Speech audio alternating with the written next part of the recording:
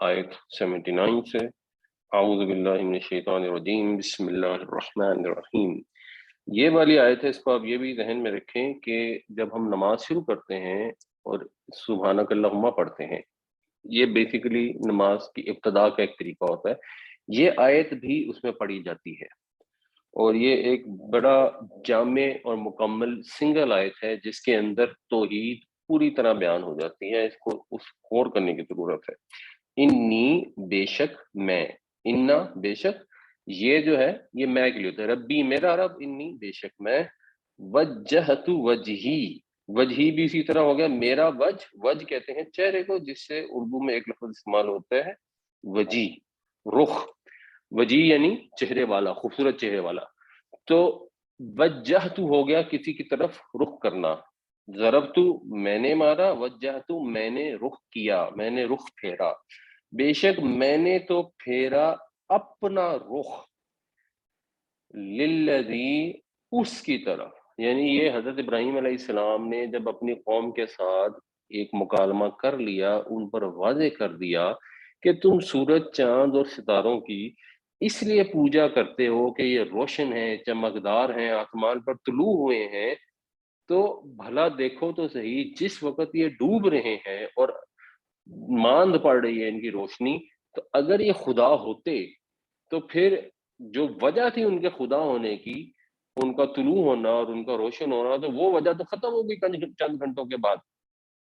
تو کیسے تم ان کو خدا مان سکتے ہو یا خدائی میں شریک کیسے ٹھہرا سکتے ہو؟ اس کے بعد انہوں نے ان کو دعوت دی، اور دعوت دی اس بنیادی بیسک سینٹنس سے جو توحید پر بیس ہے، اور ٹوٹلی توحید پر بیس ہے۔ انہوں نے کہا کہ میں نے تو اپنا منہ اس کی طرف کر لیا، اس کی طرف کر لیا، یعنی میں نے باقی سب سے اپنا رخ ہٹا لیا، میں نے اس کے علاوہ کسی کو اس قابل نہیں سمجھا کہ میں اس کی عبادت کروں اور اس کی اطاعت کروں، اور وہ ذات، وہ ہستی جس کی طرف میں نے اپنا رخ کیا ہے، وہ کون ہے؟ فطر السماوات والارض، اس نے پیدا کیا ہے آسمانوں اور زمین کو۔ اور یہ حضرت ابراہیم کے قوم والے بھی مانتے تھے، نبی کریم صلی اللہ علیہ وسلم کے قوم والے بھی مانتے تھے، عیسائی بھی یہی مانتے ہیں، یہودی بھی یہی مانتے ہیں، مسلمان بھی یہی مانتے ہیں کہ کائنات کی تخلیق اکیلے اللہ تعالیٰ نے کی۔ آپ ایون ہندوؤں کے بھی لٹریچر میں چلے جائیں گے تو انہوں نے بھی، اگر ان کے ویسے نا مختلف کہانی ہے، کسی کی کوئی سٹوری ہے، کسی کی کوئی سٹوری ہے، بٹ جنرلی اس کے اندر یہی ہوتا ہے کہ زمین و آسمان جو ہے وہ ایک بندے نے، ایک ہستی نے ایک وقت میں تخلیق کیے۔ تو سب یہ مانتے ہیں کہ وہ تخلیق کرنے والی ذات اکیلی ہے، تو جب اس سے آسان کام ہے صرف اس کا انتظام چلانا ہے، تو اس کو کیوں بیساکھیوں کی ضرورت پڑے گی؟ اس کو کیوں چاہیے ہوں گے اپنے کام میں شریک، جن کو وہ اپنی خدائی میں شریک کر لے؟ کسی کے ذمے کام لگانا، کسی کو کام پر لگا دیں، وہ تو اللہ تعالیٰ نے سورج کو بھی ہماری خدمت میں لگایا ہوا ہے، اللہ تعالیٰ نے پانی کو بھی ہماری خدمت میں لگایا ہوا ہے، اور اللہ تعالیٰ نے بہت سارے لوگوں کو دنیا کے کام کرنے کے لیے فرشتوں کو معمور کیا ہوا ہے، تو وہ تو خدا کے حکم کے غلام ہیں۔ تو خدا کے حکم کے غلام میں اور خدا کے شریک میں زمین آسمان کا فرق ہے۔ تو میں نے تو اس کی طرف اپنا رخ کر لیا جس نے زمین کو اور آسمانوں کو پیدا کیا ہے، اس کے علاوہ لاجک ہی نہیں بنتی کسی اور کی طرف منہ کرنے کی۔ اور پھر اس کو مزید انہوں نے ایمفسائز کیا، حنیفن، حنیفن کا مطلب ہوتا ہے یکسو، بالکل ایک طرف منہ اور کسی طرف رخ نہیں ہے۔ تو یہی توحید ہے کہ آپ نے اپنے آپ کو، اور یہ رخ کرنے میں مفہوم شامل ہے کہ میں نے اپنے آپ کو سبمٹ کر دیا ہے، وہ جو اسلمتو والا لفظ ہے وہ اس کے اندر موجود ہے، جو یہ سٹرکچر استعمال کیا گیا ہے کہ اس کے آگے اپنے آپ کو آپ نے جھکا دیا ہے، اس کی بندگی سے ایک لمحہ بھی انسان کا آزاد نہیں ہے، اور اب غیر اللہ کے ساتھ کوئی ایسا تعلق ہو ہی نہیں سکتا۔ میں حنیف ہو گیا ہوں، کسی اور سے جو تعلق ہے صرف اس تعلق کے انڈر ہے۔ اگر ماں باپ کے ساتھ ایک تعلق ہے تو بیسیکلی وہ اللہ تعالیٰ کے حکم کے تحت ہے۔ مثلاً ماں باپ جو ہیں وہ اطاعت میں اللہ کے شریک نہیں بن سکتے، مثلاً یہ نہیں ہو سکتا کہ ماں باپ ایک چیز کا حکم دیں اور اللہ تعالیٰ کسی دوسری چیز کا حکم دے اور آپ اللہ کے حکم کو چھوڑ کر ماں باپ کی بات مان لیں۔ اس صورت میں آپ ماں باپ کو شریک بنا لیں گے۔ تو یہ حضرت ابراہیم علیہ السلام نے بعض اسٹیٹمنٹ دی اور ان کو دعوت دی اپنی قوم والوں کو، اور اس کو کلیئر کیا وما انا من المشرکین، اور میں نہیں ہوں مشرکوں میں سے، یعنی میں قطعاً کسی طور دور دور تک کسی لحاظ سے اللہ تعالیٰ کی ذات میں، اللہ کی صفات میں، اللہ کی اطاعت میں کسی لحاظ سے میں شرک نہیں کرتا، اور اللہ نے چاہا تو کروں بن گیا، اللہ نے چاہا انڈرسٹوڈ ہوتا ہے جب لوگ کہتے ہیں بٹ وما انا من المشرکین، اس میں دونوں الفاظ شامل ہیں، اس میں حال کا زمانہ بھی شامل ہے اور مستقبل بھی ہے، کیونکہ یہ اب جملہ ہے، اس میں فعل استعمال نہیں ہوا۔ انی وجہت وجہی للذی فطر السماوات والارض حنیفا وما انا من المشرکین، بے شک میں نے تو اپنا رخ پھیر لیا اس کی طرف جس نے پیدا کیا آسمانوں اور زمین کو بالکل یکسو ہو کر، اور میں تو مشرکوں میں سے نہیں ہوں، اور میں تو مشرکوں میں سے نہیں ہوں میں بھی یہ سٹیٹمنٹ بھی ہے کہ بھائی تم نے پھر اگر شرک کرنا ہے، نہیں ماننا، نہیں قبول کرنا، تو ٹھیک ہے، میں تو شرک کرنے والا نہیں ہوں۔ وحاجہ قوم، یہ ہم نے پیچھے ڈسکس کیا تھا کہ ان کی قوم جو ہے نا وہ تو بحث تمیز میں بہت ہی ایکسپرٹ تھی، بال کی کھال نکالنے والی تھی، تو جب یہ پتہ لگا تو انہوں نے پھر ان کی قوم نے بحث کرنی شروع کر دی، ان سے جھگڑا شروع، یہ اردو میں بھی ہم ایک لفظ استعمال کرتے ہیں حجت، حجت کا مطلب ہوتا ہے دلیل، تو اس کا روٹ ہے ح جیم جیم، حجہ یا حجو کا مطلب ہوتا ہے ویسے ارادہ کرنا بھی ہوتا ہے، اور دلیل میں اگلے سے غالب آنا بھی ہوتا ہے، اس سے پھر باب مفاعلہ ہوتا ہے، تو جو بیچ میں الف آ جاتی ہے نا، یہ باب مفاعلہ کی نشانی ہوتی ہے، اس میں دو پارٹیاں انوالو ہو جاتی ہیں۔ تو حجہ کا مطلب ہو گیا اس نے کسی دوسرے سے دلیل بازی کی، حجت کی، جھگڑا کیا، تو اور اس سے جھگڑنے لگی اس کی قوم، حالا، حضرت ابراہیم نے فرمایا کیا، تو حجونی، کیا تم جھگڑا کرتے ہو مجھ سے، فی اللہ، اللہ کے بارے میں، وقد ہدان، اب یہ قد ہدان میں اگر آپ نوٹس کریں گے تو یہاں ایک زیر ہے، اور ویسے یہ لفظ تھا ہدا، ہدا کا مطلب ہو گیا اس نے ہدایت دی، اس نے ہدایت دی کو اگر ہم کہیں کہ اس نے ہدایت دی ہمیں، تو مثلا ہم کہیں گے ہدانا، اگر ہم کہیں اس نے ہدایت دی مجھے تو یہ بن جاتا ہے ہدا، اور اب یہ ذرا بولنا مشکل ہو جاتا ہے تو پر یہاں پہ ایک نون ایڈ کر دیتے ہیں، تو قد ہدانی، اس نے مجھے ہدایت دی، اور بہت دفعہ ایسا ہوتا ہے کہ یہ جو ہے یہ ختم ہو جاتی ہے، بالکل ایسے ہی جیسے ربی میں اصل میں یہ ربی ہے لیکن یہ ختم ہو گئی، یہاں پر بھی یہ ہدانی ہے جس کی یہ ختم ہو گئی، تو اب ہم جب اس میں سانس لیں گے تو ہم پڑھیں گے تو اس کو یہی وقت ہدان، لیکن اس کا پیچھے سے ایٹیمولوجی بتا لیجیے، ہدان ایز سچ کوئی لفظ نہیں ہے، یہ لفظ تھا ہدا، اس نے ہدایت دی، آگے تھا یہ مجھے، تو تم مجھ سے بحث کرتے ہو، تم مجھ سے جھگڑ رہے ہو اللہ تعالیٰ کے بارے میں، اور وہ مجھے ہدایت دے چکا ہے، اس نے میری رہنمائی فرمائی ہے، اور اللہ تعالیٰ کے بارے میں جھگڑنے کے لیے انسان کے پاس کچھ دلیل ہونی چاہیے، تو حضرت ابراہیم علیہ السلام تو اللہ کے نبی تھے، آپ پر تو وحی آتی تھی، تو آپ ایکچولی صحیح بتا سکتے تھے کہ توحید کا اصل تصور کیا ہے، اور قوم جب بحث کرتی تھی تو وہ بھی اس سے پہلے حضرت نوح علیہ السلام گزرے تھے، تو ڈیفینیٹلی وہی کو بھی تسلیم کرتی ہوگی، اور ڈیفینیٹلی اللہ کے خالق کو تو وہ مانتی تھی، خالق ہونے کو، تو اب وہ جو بحث ہوتی تھی نا وہ انہی ایریاز میں ہوتی تھی، اور وہ ثابت کرنے کی کوشش کرتے تھے، بالکل ایسے جیسے مکہ کے مشرک حضرت محمد صلی اللہ علیہ وسلم سے آ کے بحث کرتے تھے، ان سے جھگڑتے تھے، اور ان کو ثابت کرنے کی کوشش کرتے تھے کہ ہم تو حضرت ابراہیم علیہ السلام کے دین پر ہیں، اور ہم نے اپنے آباء و اجداد سے یہ سیکھا ہے، اور یہ جو شرک ہم کرتے ہیں یہ تو اللہ نے اس کا حکم دیا. جو ان کا حج کا جو تلبیہ تھا اس کے اندر بھی یہ الفاظ تھے, شروع کا پورشن بالکل وہی تھا جو ہمارا تھا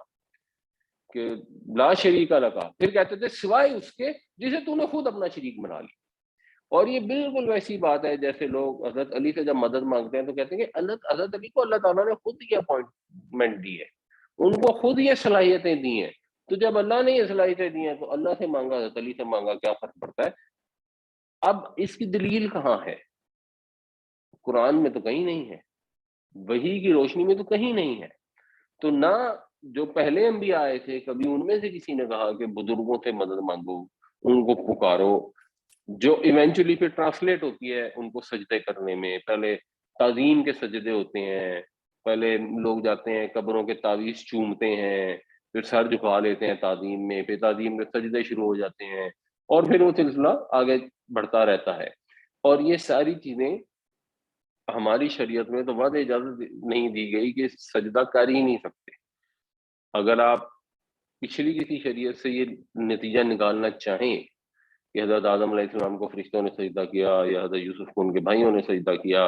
اور وہ سجدہ کتنا تھا, اوپر سجدہ تھا یا جھکنا تھا یا جو بھی تھا, نہیں ہماری شریعت میں تو اس کی اجازت ہے ہی نہیں. تو تعظیمی سجدہ ہو ہی نہیں سکتا, اللہ کے سوا کسی کو پکار نہیں سکتے. قرآن شریف میں بار بار واضح ہے, نبی کریم صلی اللہ علیہ وسلم کی سیرت سے واضح ہے. تو اب جب لوگ اس پہ جھگڑتے ہیں یا بحث کرتے ہیں یا کوئی دلیل دینے کی کوشش کرتے ہیں تو اس کی بیسس کیا ہے؟ تو یہ حضرت ابراہیم علیہ السلام ان کو کہہ رہے ہیں کہ مجھے تو اللہ نے رہنمائی فرما دی, میرے جیسا ہدایت دے دی, تم مجھ سے اللہ کے بارے میں کیسے جھگڑ سکتے ہو؟ واہ, اور لا اخافو, خافا یخافو خوف کرنا, ڈرنا, تو یخافو وہ ڈرتا ہے, اخافو میں ڈرتا ہوں, لا اخافو میں نہیں ڈرتا. تو میں تو نہیں ڈرتا ما تشرکون بہ, ان سے, ان چیزوں سے جن کو تم شریک ٹھہراتے ہو اس کا. یعنی ہوتا یہ ہے کہ جب ڈسکشن ہوتی ہے, ڈیبیٹ ہوتی ہے, اور جب لوگوں کے پاس لاجیکل آرگومنٹ ختم ہو جاتے ہیں تو وہ لوگ جن کا آرگومنٹ نہیں ہوتا وہ غصے میں آ جاتے ہیں, وہ اگلے کو ڈیمین کرنا شروع کر دیتے ہیں, ڈیگریڈ کرتے ہیں, اس کا مذاق اڑاتے ہیں, اور وہ اس کو بد دعائیں بھی دیتے ہیں, اور اس کو جیسے مشرک لوگ ہوتے ہیں وہ ڈرانا شروع کر دیتے ہیں کہ اچھا جی اگر تم یہ کرو گے تو تمہارے اوپر بجلی گرے گی, یہ تم نے بزرگوں کی شان میں گستاخی کی ہے. کیونکہ انہوں نے بھی جو بت بنائے ہوتے تھے وہ پرانے زمانے کے نیک بندوں کے بنائے ہوتے تھے, پھر ان میں جو بھی کہانیاں وغیرہ بنائی ہوتی تھی, یا جیسے ہندو ہیں ان کی جو بھی میتھولوجی ہے تو انہوں نے ہستیوں کو ہی بنایا ہے نا کہ یہ رام ہے, یہ سیتا ہے, یہ فلانا ہے, یہ کالی ماتا ہے. اور پھر جب کوئی ان کے متعلق اگر ان کو سمجھائے کہ یہ کچھ, تو وہ پھر ایک اس کا آنسر یہ بھی ہوتا ہے کہ تم پر اس کا عذاب نازل ہوگا, وہ ناراض ہوگا, یہ اس کی شان میں گستاخی ہے, ایٹسٹرا ایٹسٹرا. تو انہوں نے حضرت ابراہیم علیہ السلام کو بھی یہ کہا ہوگا ڈیفینیٹلی, جس کا جواب انہوں نے دیا کہ میں تو نہیں ڈرتا ان سے جن کو تم اس کا شریک ٹھہراتے ہو. یہ جو فرضی شریک ہیں یہ مجھے نقصان نہیں پہنچا سکتے. مجھے نقصان تو تاؤ پہنچ سکتا ہے اگر میرے رب کی خواہش ہو, الا ان یشاء ربی شیئا, مگر یہ کہ میرا رب کوئی چیز چاہے. اگر کوئی بات میرا رب ہی چاہے گا کہ مجھے آزمائش آ جائے, مجھے تکلیف آ جائے, مجھے نقصان آ جائے, تو وہ ٹھیک ہے, نفع نقصان اس کے اختیار میں ہے. میں تمہارے فرضی معبودوں سے نہیں ڈرتا, وہ مجھے کوئی نقصان نہیں پہنچاتا. اور یہی ہمیشہ طرز عمل ہونا چاہیے توحید کے اوپر پیروکار لوگوں کا. ایک پھر یہاں سے سمجھنا چاہیے, ایک ہوتا ہے عالم اسباب. عالم اسباب یہ ہے کہ آپ کے سامنے ایک آدمی ہے, اس نے ہاتھ میں تلوار اٹھائی ہوئی ہے اور وہ آپ پر حملہ کرنے آ رہا ہے.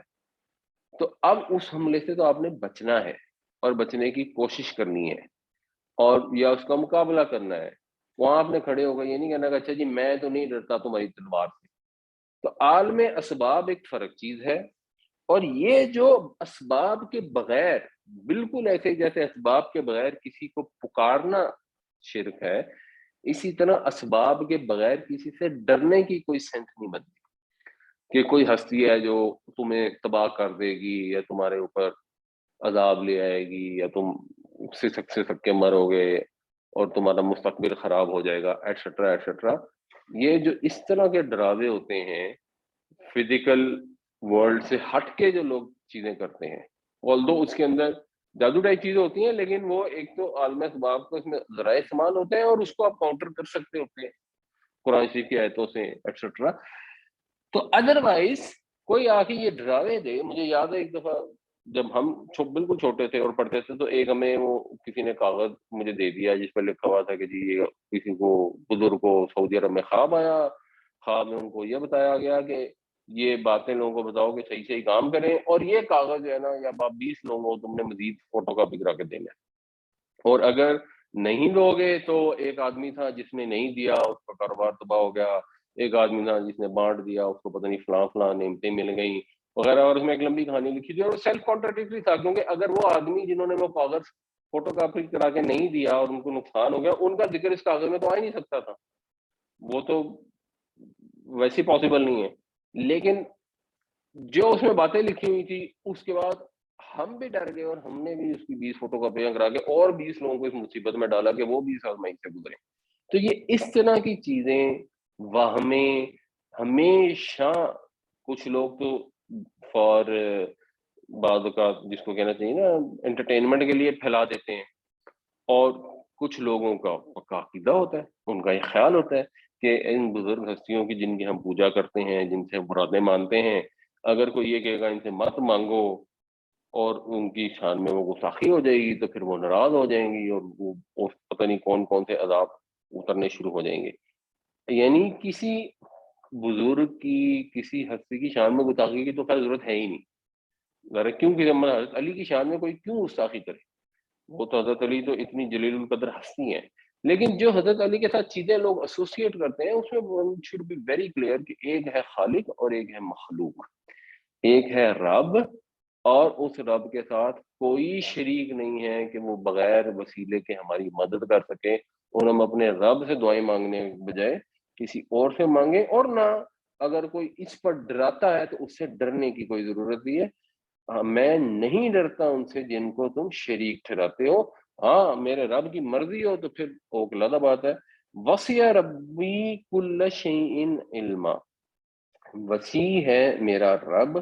ہر چیز پر علم کے لحاظ سے، یعنی علمن پھر اس کی ایک طرح سے تمییز ہے. مطلب بامحاورہ کیا بنے گا کہ میرے رب کا علم ہر چیز کے اوپر محیط ہے، ہر چیز پر پھیلا ہوا ہے، اس کا احاطہ کیا ہوا ہے. تو اس لیے یہ نہیں ہو سکتا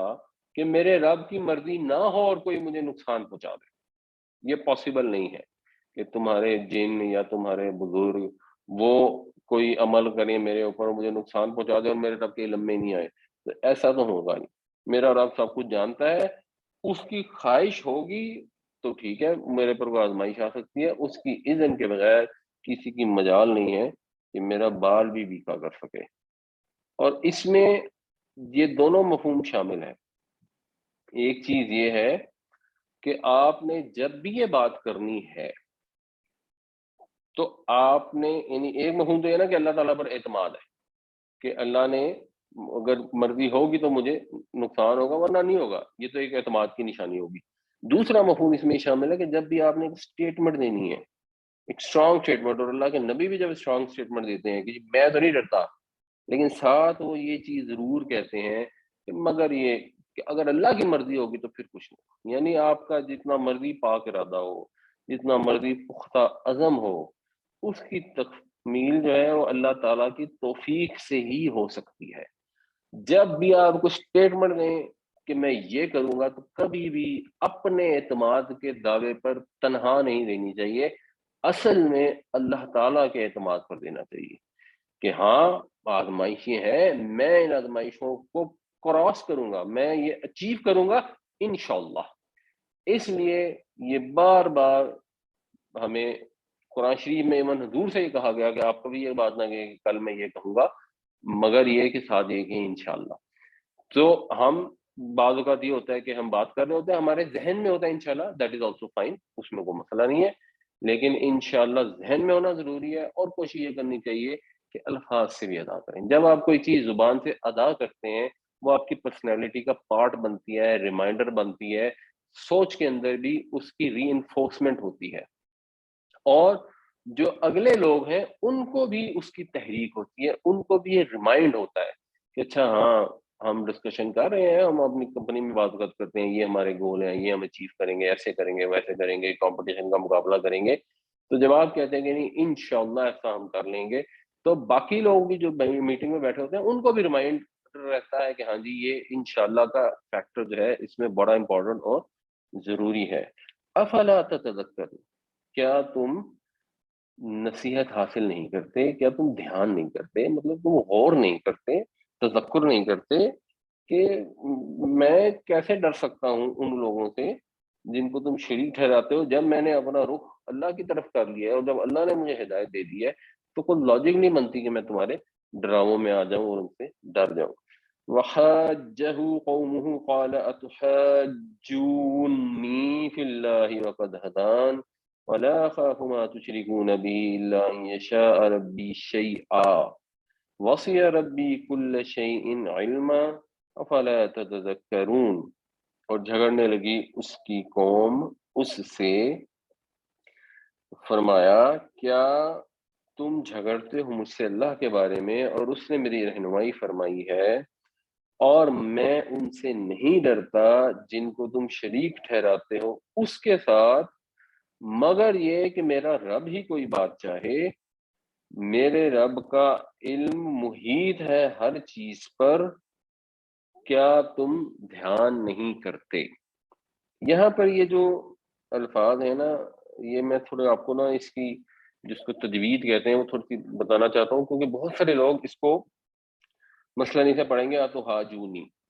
اب یہ اتحاجونی نہیں ہے، یہ اتحاجونی ہے، لیکن وہ پڑھنے میں لوگوں کو بڑی مشکل پیش آتی ہے، اور ہمارے قرآن شریف میں آپ دیکھیں گے تو یہاں پر ایک مد بھی لگی ہوتی ہے، تو جب اس مد کے ساتھ پڑھتے ہیں، یعنی اس میں تو دو مدیں ہیں، تو وہ لوگوں کو بہت مشکل پیش آتی ہے۔ تو اس کا جو سلوشن ہے وہ یہ ہے کہ آپ اس چیز کو ذہن میں رکھیں کہ شد جو ہوتی ہے یہ بنیادی طور پر ایک ہی حرف دو دفعہ ریپیٹ ہوتا ہے، وہاں شد آتی ہے۔ جیسے انگریزی میں ڈبل ایل ہوتا ہے فار ایگزامپل، اور اس ڈبل ایل کو خیر وہ کبھی سنگل ایل ساؤنڈ کر لیتے ہیں، کبھی ڈبل ایل ساؤنڈ کر لیتے ہیں، لیکن عربی میں اور اردو میں جب شد ہوتی ہے تو اسے دو دفعہ ہی ساؤنڈ کرنا ہوتا ہے، اور اس کو ساؤنڈ کرنے کا طریقہ یہ ہوتا ہے کہ آپ جہاں شد ہے اس کو آپ دو دفعہ لکھ لیں، بے شک اگر پڑھنے میں مشکل ہو رہی ہے تو کسی سادہ کاغذ پہ لکھ لیں، اور ایک دفعہ اس پر لکھیں جزم، پھر دوسری دفعہ جب دوبارہ اس کو ریپیٹ کریں تو اس کے اوپر وہ حرکت لکھ لیں جو یہاں پر آ رہی ہے۔ تو اب آپ نے پڑھنا ہے، آپ کو اب آپ کے لیے آسان ہو جائے گا، آپ اس کے پہلے دو حصے کریں تو آپ کو پتہ لگے کہ آپ نے پڑھنا ہے وحاج، اور پھر آپ نے پڑھنا ہے جہو، اور آپ نے اس کو پڑھنا ہے اکٹھا وحاجہو، تو اب آپ کے لیے پڑھنا آسان ہو جائے گا۔ اتحاجونی، تو یہ پھر آپ سے غلطی نہیں ہوگی جب آپ اس کو امیجن کر لیں یا کاغذ پہ لکھ لیں، اس سے یہ صحیح ہو جائے گا، ورنہ بہت لوگ، کیونکہ ہماری جو کلاس ہوتی ہے فزیکل اس میں بھی ہم سبق سنتے تھے، بہت لوگ اس طرح کے الفاظ کو غلط پڑھتے ہیں۔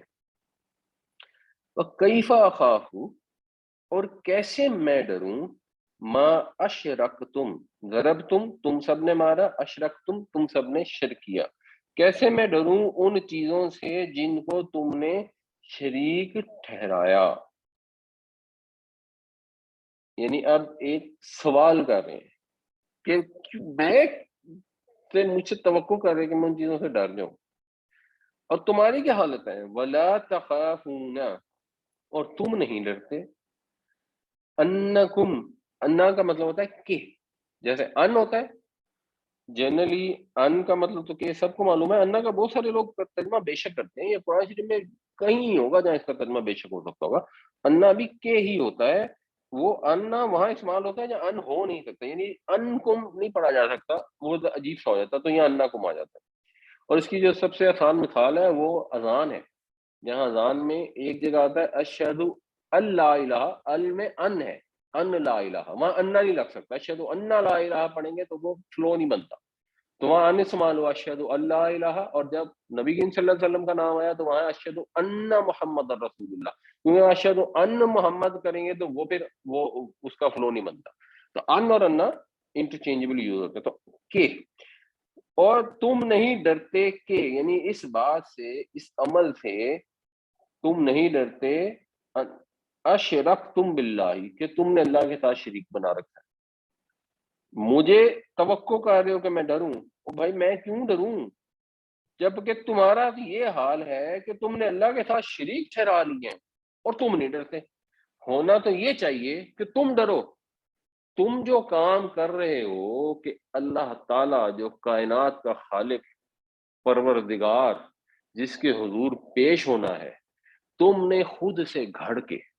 سٹوریاں بنا کے، کہانیاں بنا کے اس کے شریک ٹھہرا لوں، اور اس کی اتنی بڑی اس کی شان میں گستاخی کی کہ وہ وحدہ لا شریک ہے، اور تم نے اسے ہاں شریک بنا دیا۔ تم نے کہا کہ اس کی خدائی میں فلاں فلاں ہستی جو ہے اس کا ہاتھ بٹاتی ہے، وہ بھی خدا ہے، ایک سے زیادہ خدا ہیں۔ اللہ کی شان میں تو قرآن شریف میں اس کا ذکر آتا ہے کہ اتنی بڑی بات ہے کہ زمین پھٹ جائے، آسمان گر پڑے، تم نے اتنی بڑی گستاخی کی اور تمہیں کوئی ڈر ہی نہیں ہے، اور مجھ سے توقع کر رہے ہو کہ میں تمہارے جھوٹے معبودوں سے ڈر جاؤں۔ یہ طرز عمل ہے اس شخص کا جو یکسو ہو کر اپنے آپ کو خدا کے حوالے کر دیتا ہے۔ جب انسان اپنے آپ کو خدا کے حوالے کر دے تو وہ ایک سجدہ جسے تو گراں سمجھتا ہے 1000 سجدوں سے دیتا ہے آدمی کو نجات، پھر اس کے بعد اس کو کسی کا خوف نہیں رہ جاتا، پھر وہ کسی سے ڈر سکتا نہیں۔ جب اس کے اندر توحید آ گئی، اس کو پتہ لگ گیا کہ اگر کوئی مجھے نقصان پہنچے گا تو اللہ کے پاس ہی اختیار ہے، اگر مجھے کوئی نفع ملے گا تو اللہ کے پاس ہی اختیار ہے۔ وہ اسباب کو ضرور استعمال کرے گا کیونکہ اس کا حکم دیا گیا ہے۔ انسان کو یہ نہیں کہا گیا کہ ہاتھ پہ ہاتھ رکھ کے بیٹھے رہو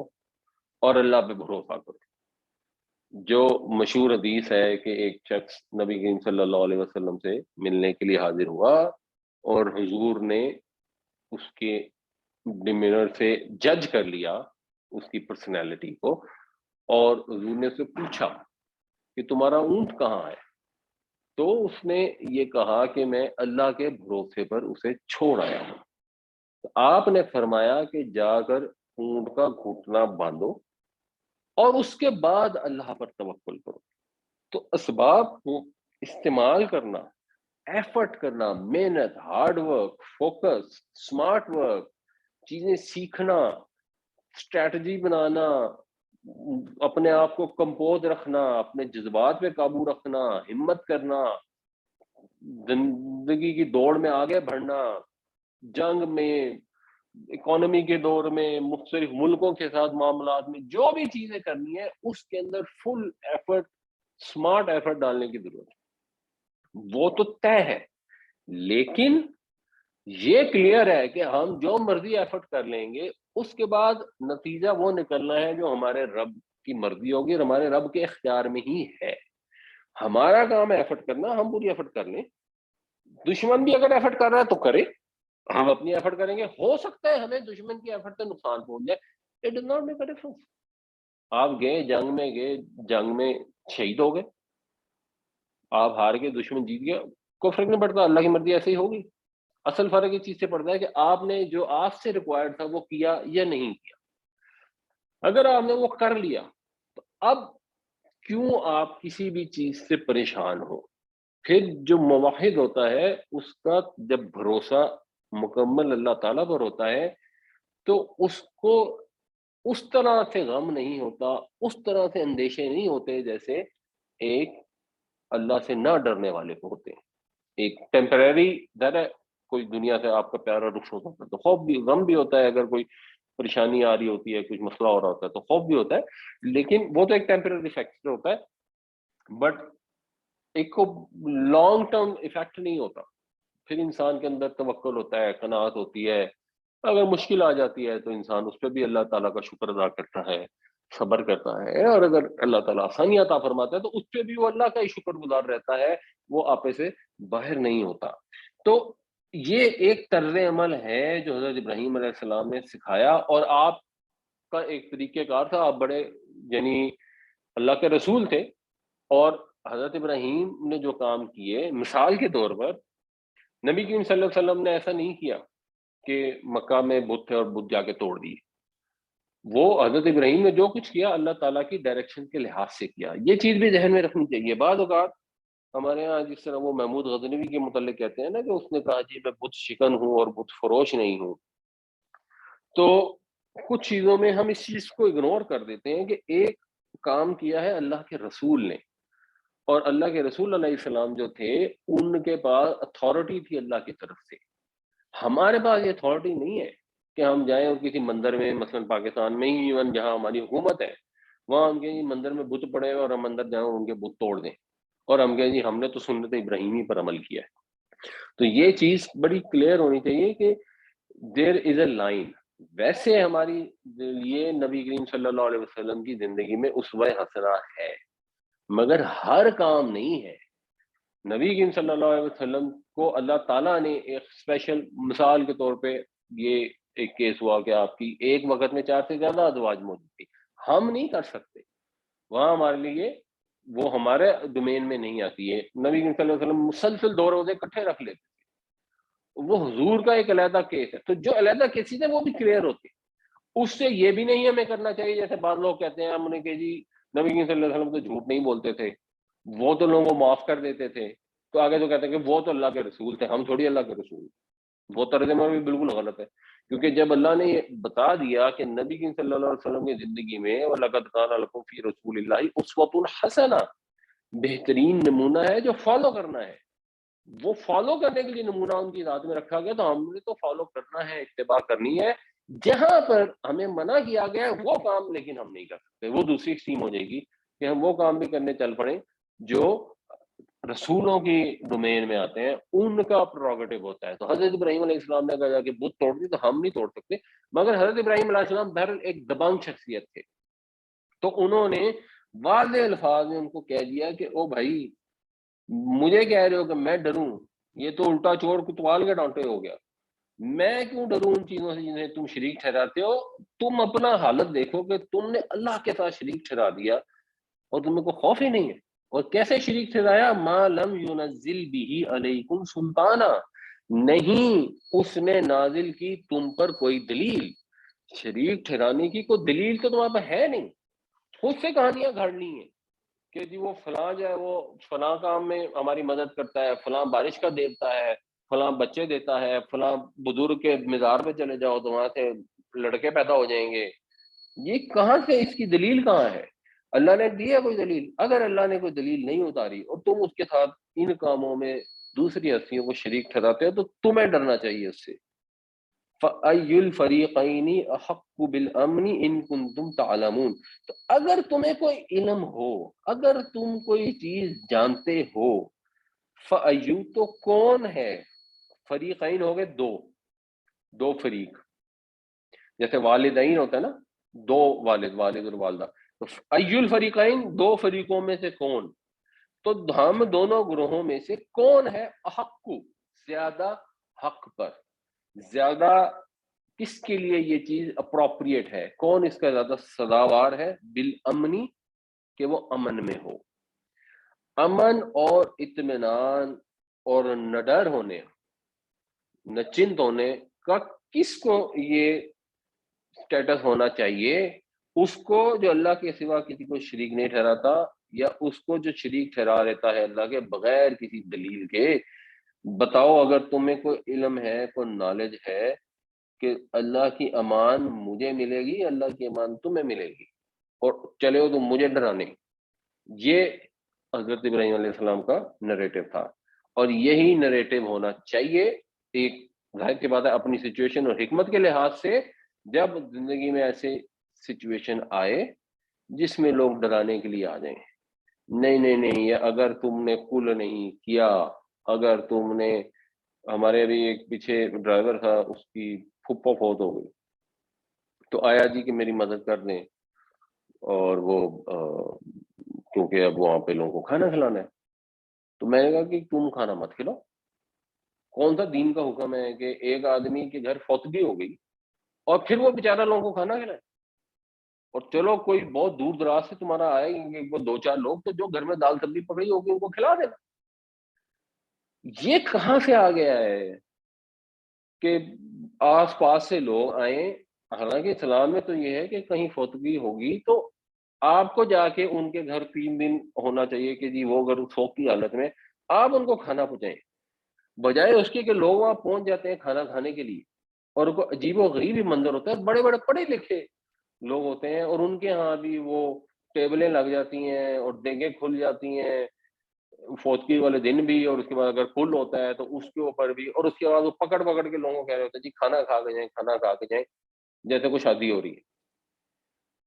तो उसने कहा कि जी वो सारे वो बिरादरी वाले मेरे खिलाफ हो जाएँगे। तो मैंने कहा चलो हो जाएँ, कोई बात नहीं। और एक्चुअली फिर उसने यही किया और वो गरीब आदमी है और वो 3 भाई भी उनके साथ थे, उन्होंने अपनी फूफी उनकी लवारसी से उसका करना था। तो ही सेड कि जी हमारा हिसाब ये था कि हमारा 1 लाख रुपया लगेगा, हमारे टोटल 30,000 रुपए लगे, क्योंकि ज़रा कफ़न-दफ़न पे कुछ ना कुछ खर्चा तो होना ही था। और लोग नाराज़ हो गए कि ये तो भाभी हो गया, ये फलान हो गया, ढिमकान हो गया, बट मैंने कहा भाई मैंने तो नहीं करना। भाइयों को मैंने कह दिया तुम लोग खर्च करना चाहते हो तो कर दो, नहीं करना तो ना करो। तो बेसिकली लोग आके आपको डराएँगे कि अगर तुमने खाना नहीं खिलाया, बिरादरी में तुम्हारी नाक कट जाएगी, तुम्हारी थू-थू हो जाएगी। भाई क्यों नाक कट जाएगी? इज़्ज़त और ज़िल्लत देने वाली तो अल्लाह की ज़ात है। एक ऐसा काम जो बिदअत है, जो इलॉजिकल है और वो गरीब आदमी अपने ऊपर बोझ उठा लेता है और कर्ज़े उठा लेता है और उसके बाद कई-कई साल, मतलब अगर 1 लाख रुपया वो ड्राइवर बेचारा कर्ज़ा लेके खर्च करता, तो कुछ साल लगते उसको वो कर्ज़ा कटवाने में। ड्राइवर बेचारे की तनख्वाह कितनी होती है? 25-30 हज़ार बमुश्किल उसकी सैलरी होती है। और उससे वो बिल्कुल हैंड टू माउथ मीट कर रहा होता है, फिर महीना खत्म होता है तो कहता है जी अब इतनी महँगाई हो गई कि इस पैसों में तो मेरा खर्चा ही नहीं पूरा हुआ। 12 महीने हो गए मैंने कोई सूट नहीं सिलवाया, एटसेट्रा वो उस वक़्त फुफ्फी फ़ौत हुई है, उसके लिए 1 लाख रुपया कर्ज़ा ले ले और खर्च कर दे किस काम पे? कि जो हमसाये से लोग आए हैं उन्होंने देखें खानी है, क्योंकि इनके यहाँ मर्ग हुई है इसलिए हमने खाना खाना। तो ये जो माशरे में चीज़ें फैली हुई हैं जिससे लोग डर जाते हैं कि बिरादरी वाले मज़ाक उड़ाएँगे, फैमिली वाले नाराज़ हो जाएँगे। अगर कोई ऐसी चीज़ पर नाराज़ होता है, जो अल्लाह के नबी पाक सल्लल्लाहु अलैहि वसल्लम के हुक्म के मुताबिक है, आपकी इत्तिबा में है। मैंने आपको ये एक वाक़या बताया होगा, फिर बार-बार शायद ये ज़िक्र इसलिए होता है क्योंकि ये हमारे माशरे में एक बहुत बड़ा इश्यू है। एक सहाबी थे, वो मक्का में जब निकले ना तो कुरैश ने उनके सारे माल पर कब्ज़ा कर लिया। वैसे वो थे अमीर, बहरहाल बिल्कुल लुट-पुट के वो मक्का में पहुँचे और वो थोड़ा-सा लेट आए थे। जब वो मदीना पहुँचे, तो नबी करीम सल्लल्लाहु अलैहि वसल्लम ने लोगों को कहा कि इनको सपोर्ट करें। तो उन्होंने कहा जी मुझे बाज़ार का रास्ता दिखा दें। हज़ूर ने उनके लिए दुआ कर दी और वो काफ़ी जल्द ही काफ़ी मालदार हो गए। एक दिन ऐसा हुआ कि कुछ दिन वक़्त गुज़रा तो कुछ दिन वो सहाबी नहीं आ रहे थे। अब्दुर्रहमान बिन औफ रज़ियल्लाहु अन्हु की ये बात है। तो जब वो एक दिन आए, तो नबी करीम सल्लल्लाहु अलैहि वसल्लम ने देखा और उनके हाथों में वो जो मेहंदी या वो होता है ना उसका कोई असर था ज़ाफ़रान का। तो हुज़ूर ने पूछा कि अब्दुर्रहमान आप कहाँ थे? तो उन्होंने अर्ज़ की कि नबी करीम सल्लल्लाहु अलैहि वसल्लम मैंने शादी कर ली। तो हुज़ूर ने फरमाया अच्छा शादी की है तो वलीमा ज़रूर करना, चाहे एक बकरी ही करो। अब आप सिचुएशन को इमेजिन करें कि पहली बात तो ये है कि वो लुट-पुट के आए और अल्लाह के नबी सल्लल्लाहु अलैहि वसल्लम ने इनके लिए दुआ भी की, लोगों को भी कहा भई इनकी सपोर्ट करो, हेल्प करो और ऊपर से आप उस्ताद भी हैं, आपसे मोहब्बत भी है, अल्लाह के रसूल भी हैं। तो वो गए और शादी करके आ गए। हुज़ूर को बुलाया ही नहीं, हुज़ूर को इनवाइट ही नहीं किया। अल्लाह के रसूल को जिनसे सबसे ज़्यादा मोहब्बत है ज़िंदगी में, उनको इनवाइट ही नहीं किया। और उन्होंने भी जब सवाल पूछा तो उन्होंने ये हुज़ूर ने भी ये नहीं कहा कि अच्छा तुमने शादी कर ली, हमें तो बुलाया ही नहीं। हमारे यहाँ अगर कोई आपका उस्ताद ही हो ना, तो अगर आप उसको शादी पे जैसे बात होता है ना यूनिवर्सिटी में पढ़ रहे होते हैं, तो यूनिवर्सिटी से निकलते ही 6-8 महीनों बाद आपकी शादी हो गई, तो उस्ताद से मुलाकात हो जाएगी और उसको पता लगेगा आपकी शादी हो गई तो कहेगा अच्छा जी हमें तो बुलाया ही नहीं। तो हुज़ूर ने ये नहीं फरमाया कि हमें तो बुलाया ही नहीं, बल्कि उन्होंने क्या कहा एक बकरी कम अज़ कम करके वलीमा ज़रूर करो। یعنی وہ تو حیثیت والے تھے اور ایک بکری کم از کم کرتے اور زیادہ بھی کر سکتے تھے، اور ولیمہ ضرور کرو. اور ولیمے کا مطلب کیا ہے؟ ولیمے کا مطلب ہے حضرت علی کا ولیمہ ہوا اللہ حضرت محمد صلی اللہ علیہ وسلم کی بیٹی کے ساتھ شادی پر، اور ایک بھیڑ لے کے اس میں بہت سارے انہوں نے وہ گونگلو ڈال کر اس کی دیگ بنا دی شلجم ڈال کے، اور مسجد نبی پہ ولیمہ ہوا. ہر مدینے کے فقیر نے، غریب نے، اور ظاہر ساتھیوں نے بھی، دوستوں نے، سب نے وہاں سے آ کے کھانا کھایا. یہ ہوتا ہے اسلام میں ولیمہ. تو اسلام کا یہ سسٹم ہے کہ انہوں نے پوچھا نہیں، بلایا نہیں، اور حضور نے کہا نہیں کہ تم نے مجھے کیوں نہیں بلایا. یہ کیونکہ اللہ کے نبی صلی اللہ علیہ وسلم تشریف لائے بوجھ اتارنے کے لیے. قرآن شریف میں یہ ذکر آتا ہے کہ یہ اسرا اور اغلال ہیں جو پچھلی قوموں نے اپنے اوپر، اپنے گلے میں توق ڈال دیے تھے. یہ رسول تشریف لائے ہیں ان توقوں کو نکالنے کے لیے، وہ بوجھ تمہاری گردنوں سے اتارنے کے لیے. ہم ایسے بے وقوف ہیں کہ ہمیں اسلام کی نعمت نصیب ہو گئی اور پھر ہم نے وہ بوجھ اپنے گلے میں ڈالنی ہے. پھر ہم نے ان رسم و رواجوں کی وجہ سے، بچیوں کی شادی نہیں ہوتی ان رسوم کی وجہ سے. یہ ابھی میں آپ کو مثال دے رہا ہوں کہ فوتگی ہو گئی ہے اور ایک ان کا بندہ فوت ہو گیا ہے، اوپر سے لوگوں نے ان پہ جا کے بوجھ ڈال دیا، جس کے بعد کئی کئی سال ان کو وہ قرضے اتارنے میں لگ جاتے ہیں. تو یہ کیسے ٹوٹیں گی چیزیں؟ یہ صرف اور صرف اس طرز عمل سے ٹوٹیں گی کہ انسان جب یہ کہے گا کہ میں کیسے ڈر سکتا ہوں ان چیزوں سے، میں کیسے ڈر سکتا ہوں جب میں اللہ کے راستے پہ چل رہا ہوں، جب میں اپنے رب اور رسول کی اطاعت کر رہا ہوں، تو مجھے ڈرنے کی ضرورت نہیں ہے. جہاں کوئی بہت سیریس ایشو ہے، حکمت کا تقاضا ہے، وہ پھر اگین جو عالم اسباب کے اندر وہ کچھ ایکسیپشن ہوتی ہیں. لوٹنے آ گیا اس نے، آپ نے بندوق پکڑی ہوئی ہے اور آپ سے پیسے مانگ رہا ہے، اب آپ اس وقت سچویشن کے حساب سے اس کو جواب دیں گے. ضروری نہیں کہ آپ اس کو بھی یہ جواب دے دیں کہ میں کیسے ڈر سکتا ہوں اللہ کے سوا کسی سے، اس لیے میں تمہیں کچھ بھی نہیں دوں گا اور بے شک تم مجھے گولی مار دو اور گولی مار دیں. یعنی ہو سکتا ہے آپ یہ جواب دے دیں سچویشن کے لحاظ سے، it can be a valid answer, اور ہو سکتا ہے آپ اس کو پیسے نکال کے دے دیں. وہاں اس آیت کی خلاف ورزی نہیں ہوگی، وہ ایک فرق چیز ہے. But as a general concept یہ ذہن میں رکھنا چاہیے کہ جب بھی ہم اللہ رسول کے راستے پہ چلیں گے تو ہمیں ہمت کرنی ہوگی، حوصلہ کرنا ہوگا. وَكَيْفَ أَخَافُ مَا أَشْرَكْتُمْ وَلَا تَخَافُونَ أَنَّكُمْ أَشْرَكْتُمْ بِاللَّهِ مَا لَمْ يُنَزِّلْ بِهِ عَلَيْكُمْ سُلْطَانًا فَأَيُّ الْفَرِيقَيْنِ أَحَقُّ بِالْأَمْنِ إِن كُنتُمْ تَعْلَمُونَ. اور کیسے میں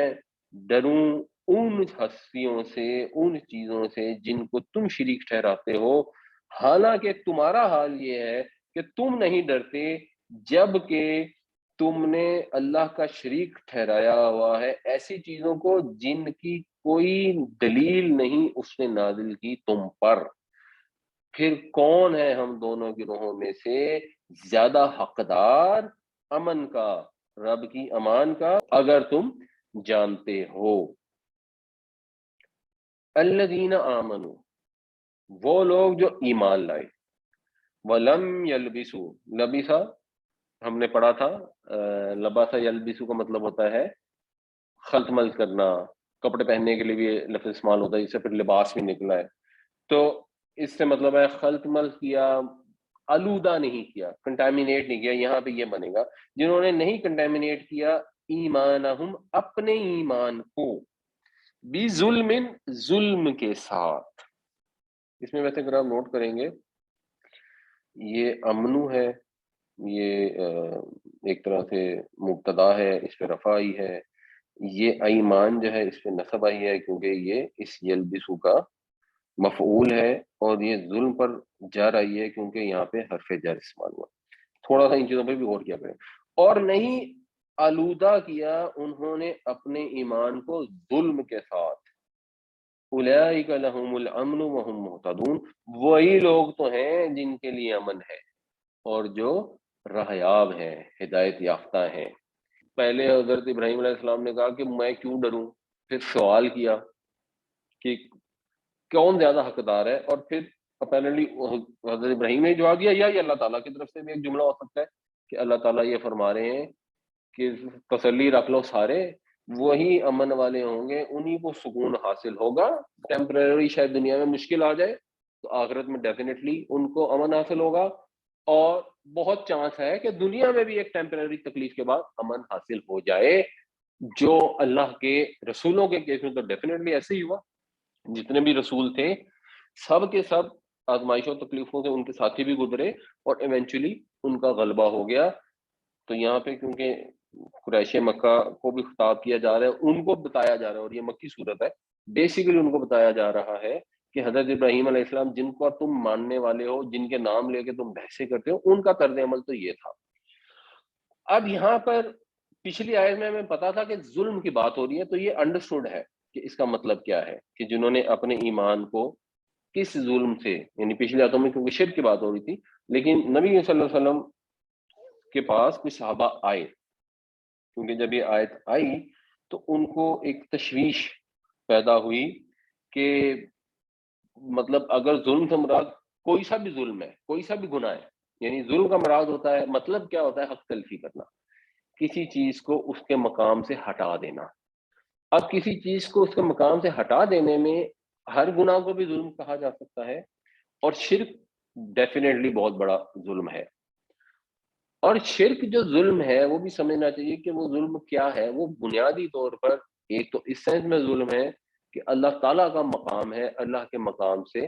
ہم اس کو اگر ہٹا دیں، اس کے ساتھ کسی اور کو شریک ٹھہرا دیں، تو پھر اللہ کا مقام ہم خراب کر دیتے ہیں، یہ ظلم ہے.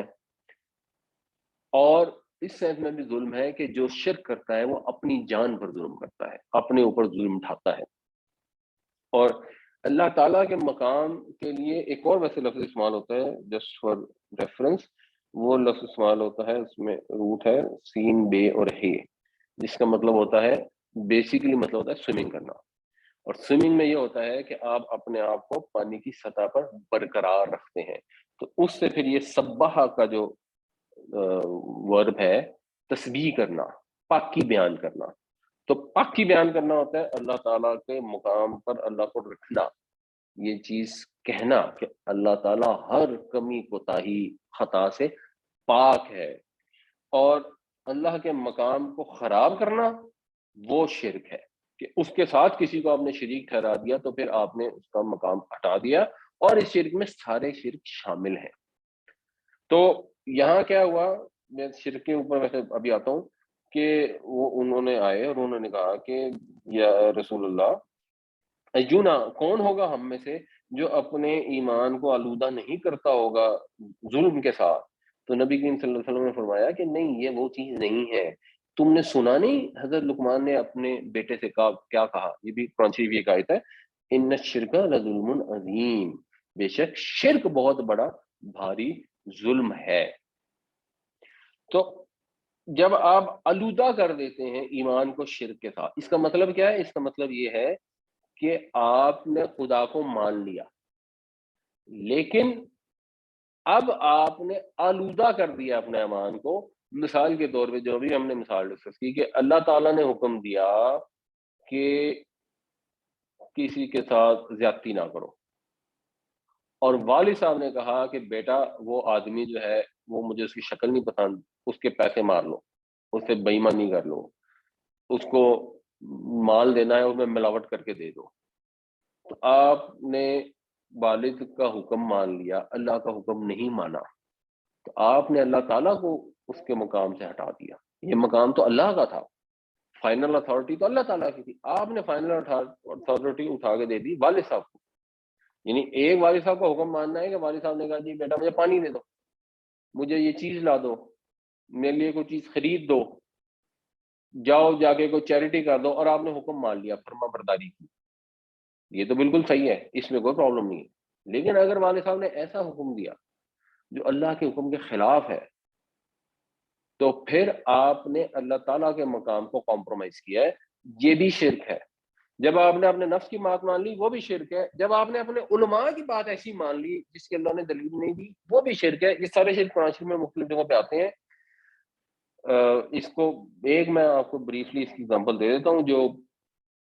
مولانا الطاف حسین حالی نے ظاہر اوپن شرک جو ہوتا ہے اس کے متعلق انہوں نے یہ الفاظ لکھے تھے، کرے غیر اگر بت کی پوجا تو کافر، جو ٹھہرائے بیٹا خدا کا تو کافر، جھکے آگ پر بہر سجدہ کو کافر، جو کوکب میں ستاروں میں مانے کرشمہ تو کافر، مگر مومنوں پر کشادہ ہے راہیں، پرستش کریں شوق سے جس کی چاہے، جس کا دل چاہے اس کو پوج لیں.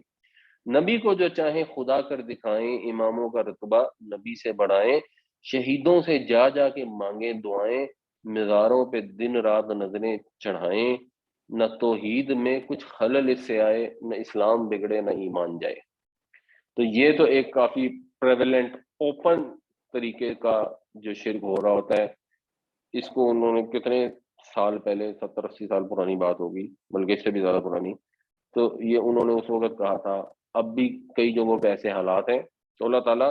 ہر قسم سے شرک سے ہمیں محفوظ فرمائے۔ قرآن شریف میں اس کو بھی شرک قرار دیا گیا جہاں ذکر آیا ہے کہ ان لوگوں نے اپنے علماء اور راہبوں کو، صوفیوں کو اپنا خدا بنا لیا۔ تو لوگوں نے پوچھا، ادیب ناتم حضور کی خدمت میں حاضر ہوئے جو پہلے عیسائی تھے، انہوں نے کہا یہ ہم نے حضرت عیسیٰ کو تو خدا بنایا تھا، بٹ ہم نے اپنے علماء کو تو خدا نہیں بنایا۔ تو نبی صلی اللہ علیہ وسلم نے فرمایا کہ ایسا نہیں تھا کہ جس چیز کو وہ حرام کہتے تھے تو تم بھی کہتے تھے حرام ہے، جس کو وہ حلال کہتے تھے تو تم بھی کہتے تھے حلال ہے۔ انہوں نے کہا ہاں جی۔ تو حضور نے فرمایا یہی شرک ہے، کیونکہ حرام اور حلال ٹھہرانے کا اختیار اللہ کے پاس ہے۔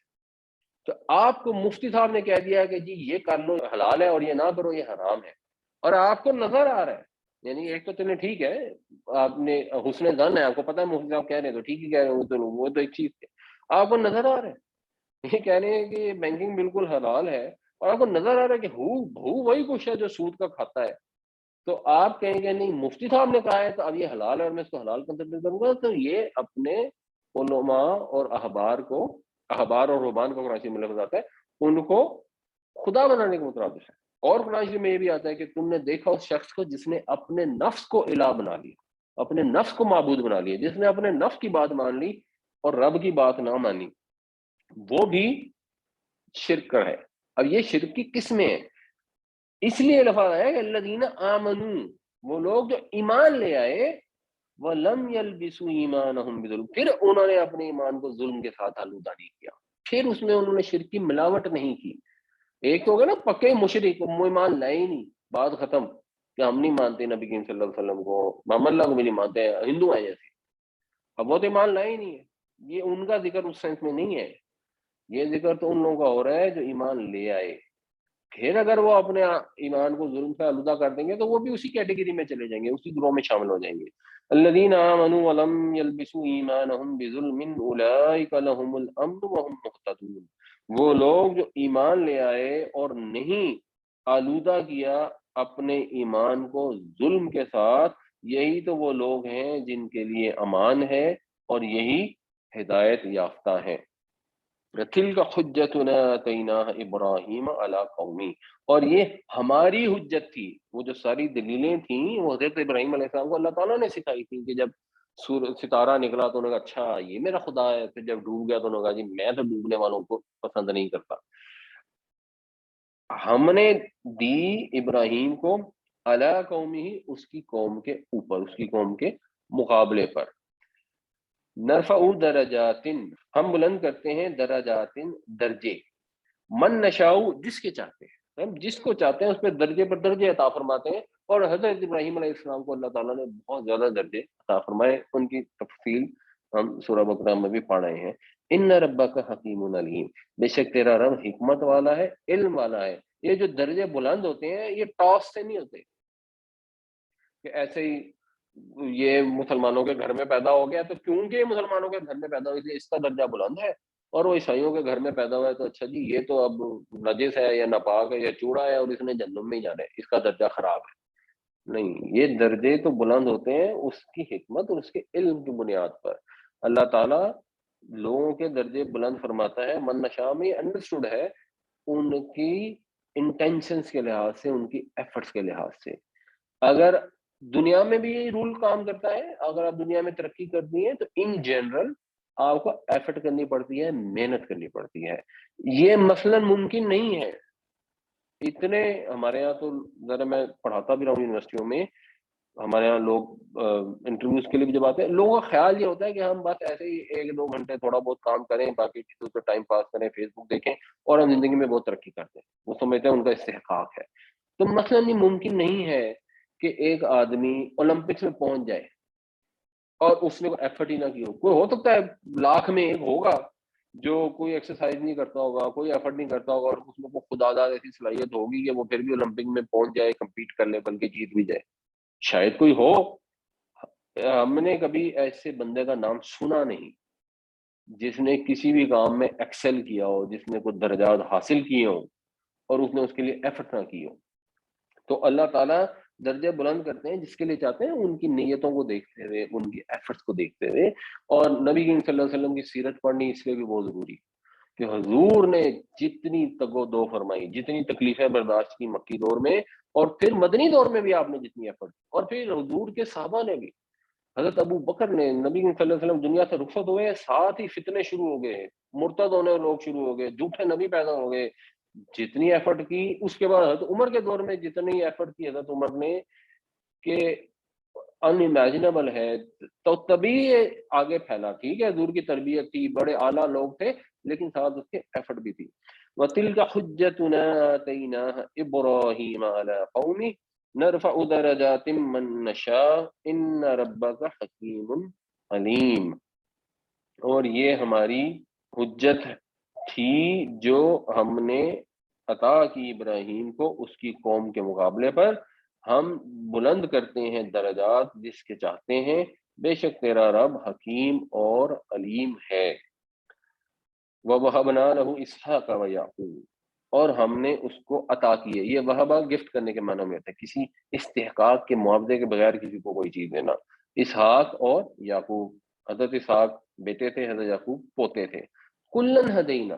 ہم نے سب کو ہدایت دی۔ یعنی یہ جن کو بھی مشرکین مکہ مانتے تھے یا بنی اسرائیل والے مانتے تھے، اگر حضرت یعقوب کی ذکر کر کے وہ بھی آگے، کیونکہ حضرت یعقوب کا ہی لقب تھا اسرائیل، ان سب کو ہم نے ہدایت دی۔ وَنُوحًا ہَدَيْنَا مِن قبل، اور حضرت نوح علیہ السلام کو اس سے پہلے، حضرت ابراہیم سے پہلے تھے، ان کو بھی ہدایت دی۔ یعنی ایک ہی ہدایت ہے جس پہ سب چلے آ رہے ہیں۔ وَمِن ذُرِّيَّتِهِ، اور اس کی اولاد میں سے، داود و سلیمان و ایوب و یوسف و موسیٰ و ہارون، یہ سب انبیاء جن کا ذکر آیا ہے، یہ ان سب کو اختیار، اقتدار اپیرنٹلی حاصل ہوا تھا، شاید حضرت ایوب علیہ السلام کو بھی، بٹ باقی سب کو تو ایک سگنیفیکنٹ اقتدار ملا تھا۔ وَكَذَلِكَ نَجْزِي الْمُحْسِنِينَ، اور اسی طرح ہم جزا دیتے ہیں احسان کا رویہ اختیار کرنے والوں کو،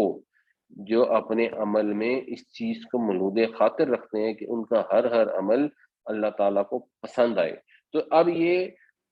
ان کے جو اولاد میں بھی جو بڑے بڑے انبیاء تھے، ان کا بھی ذکر کر کے یہ ایک طرح سے کیس ری افرم کیا جا رہا ہے کہ یہ سب کے سب اسی ہدایت پہ تھے، نبی کریم صلی اللہ علیہ وسلم کو نئی بات لے کے نہیں آئے ہیں، اور ان کی قوموں نے جس طرح کا سلوک کیا تھا، اگر آج حضور کی قوم یہ کر رہی ہے تو وہ بھی اسی انجام سے دو چار ہوگی جو برے لوگ پہلے دو چار ہوئے۔ وَوَهَبْنَا لَهُ إِسْحَاقَ وَيَعْقُوبَ كُلًّا هَدَيْنَا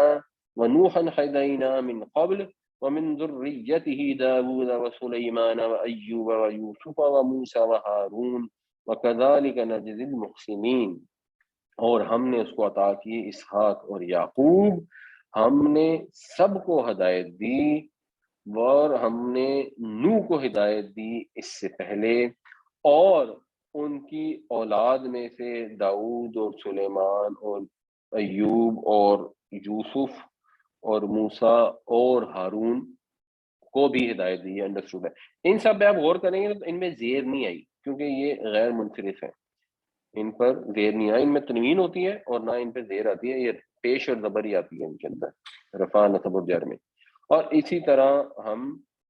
بدلہ دیتے ہیں، خوب کاروں کو جزا دیتے ہیں احسان کا رویہ اختیار کرنے والوں کو۔ وَزَكَرِيَّا وَيَحْيَىٰ وَعِيسَىٰ وَإِلْيَاسَ كُلٌّ مِّنَ الصَّالِحِينَ، یہ جو انبیاء ہیں ان کا ایک خاص مقام تھا، ان کو اقتدار نہیں ملا، اور ان کے اندر یعنی حضرت زکریا، یحییٰ اور عیسیٰ علیہ السلام بھی تو کافی سب کو معلوم ہی ہے۔ الیاس علیہ السلام بھی ایک بائبل میں نبی کا ذکر آتا ہے، ایلیا کے نام سے، شاید وہ ہے۔ تو ان کے اندر زہد تھا، تصوف تھا، بہت زیادہ ایک جس کو کہتے ہیں نا دنیا کی نعمتوں سے یہ دور تھے، اور قرآن شریف میں پھر یہ ذکر بھی آیا، خاص طور سے یحییٰ کے لفظ حصور کا بھی استعمال ہوتا ہے۔ تو یہ سب کے سب جو ہیں یہ نیکوکار تھے، یہ صالح تھے، یعنی لوگوں نے مثلا حضرت عیسیٰ علیہ السلام کو ایک خدا کا مرتبہ دے دیا تو نہیں، یہ سب کے سب بھی صالحین میں سے تھے۔ تو اس سے یہ بھی پتہ لگتا ہے جو پیچھے بات ہوئی کہ جو درجے بلند ہوتے ہیں اس میں آپ کے اعمال کا بھی رول ہوتا ہے. یعنی نبی تو اللہ تعالیٰ چن لیتا ہے، لیکن جو بھی درجے ملتے ہیں وہ انسان کی ایفرٹ سے ملتے ہیں. ایک نبوت ایک ایسی چیز ہے جو وہابی ہے، جو بالکل چنی جاتی ہے، وہ کوئی حاصل نہیں کر سکتا ادروائز. وزکریا و یحییٰ و عیسیٰ و الیاس کل من الصالحین، اور زکریا، یحییٰ اور عیسیٰ اور الیاس کو بھی، ان کو بھی ہدایت دی ہے، مسعود ہے، یہ سب کے سب نیکوکاروں میں سے تھے. و اسماعیل و الیسع و یونس و لوطا، اور اسماعیل اور یسع اور یونس اور لوط کو بھی. وہ کلن فضلنا علی العالمین، اور ہم نے ان سب کو عالم والوں پر فضیلت بخشی. تو یہ مختلف انبیاء کا یہاں پر ذکر کیا گیا ہے،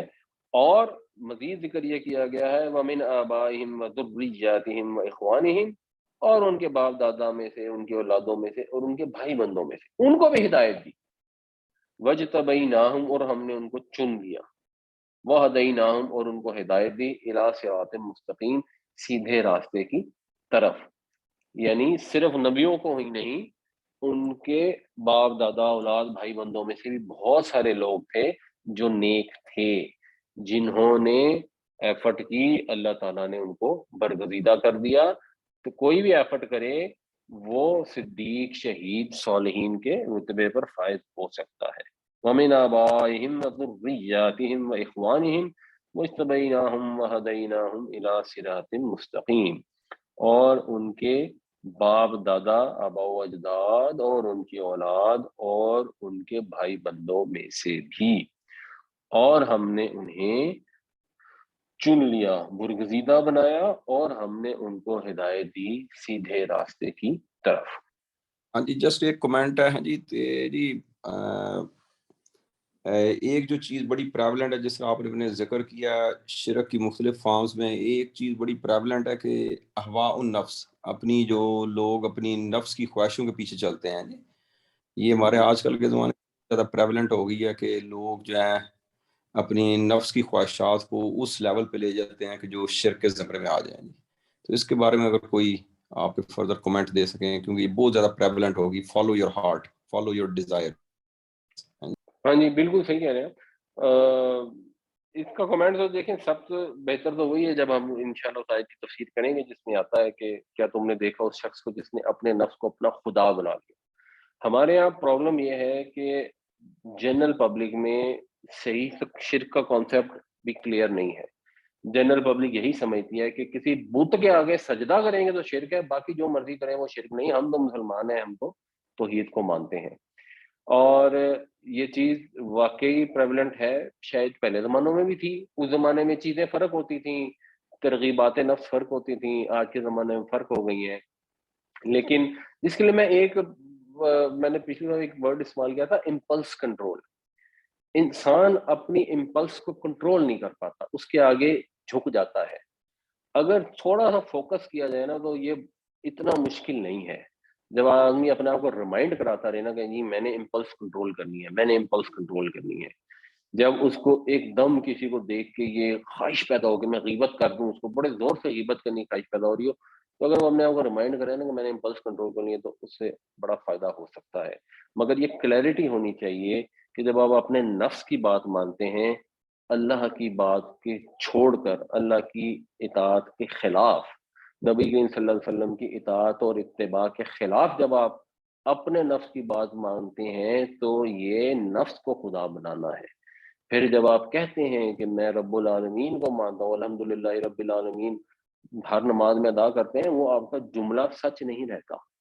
وہ جو ایمان ہے وہ پھر آپ کا زبانی ایمان رہ جاتا ہے، عمل سے ایمان کا مظاہرہ نہیں ہوتا. تو اس کو ڈیفینیٹلی بہت زیادہ اس پہ کانشیس ہونے کی ضرورت ہے. اور جب ہم کانشیس ہوں گے تو پھر اتنا مشکل نہیں ہوتا. اور اس طرح کی جو لوگ جسٹیفیکیشن دیتے ہیں، اچھا جی ہم بھی اتنے بھی کوئی نبی نہیں ہیں، اتنے بھی کوئی فرشتے نہیں ہیں،